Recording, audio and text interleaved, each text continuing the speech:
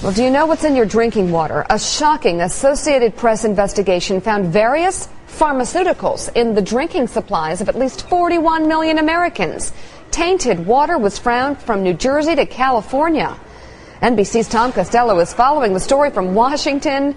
Tom, I've been dying to ask somebody some questions about this story. First of all, what kinds of drugs are we talking about, and how dangerous is this? Pretty wide range. Here's the drinking water in Washington, D.C. They found 6 pharmaceuticals in our drinking water here. They include ibuprofen, caffeine, monosin, and about 3 or 4 others. In Philadelphia, they had 56 pharmaceuticals or byproducts. They range everything from epilepsy medication to mental health medicines to pharmaceuticals that really run the gamut. Here's the bottom line from the Associated Press on the study they did. It was, as you mentioned, a 5-month investigation involving the AP investigative team. 50 major cities in 50 states were looked at, and drugs were found in the water of 24 major cities. We're talking 41 million Americans here who drink that water. So what's in the water? Everything from acetaminophen and ibuprofen to mood stabilizers, antibiotics, angina, heart, as well as cholesterol drugs, and even sex hormones.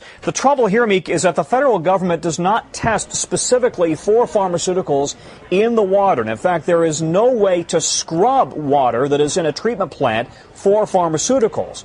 And so now we have a situation where states and cities across the country are just starting to realize that there are the remnants of pharmaceuticals in the drinking water. All of that said, we should emphasize, we're talking here about parts per billion or trillion, really minute traces of pharmaceuticals that are in the water. And you say, well, how did it get there?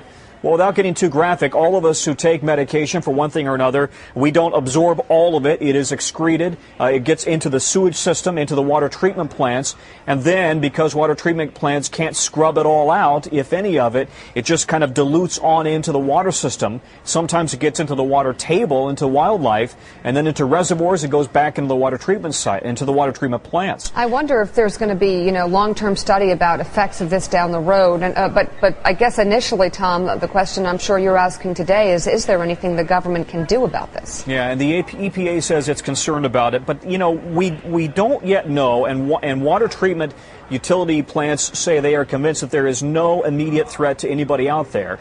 That said, I did a story about 4 years ago in which we found a river in Colorado, and now we know there are many rivers, in which the fish were turning from male to female.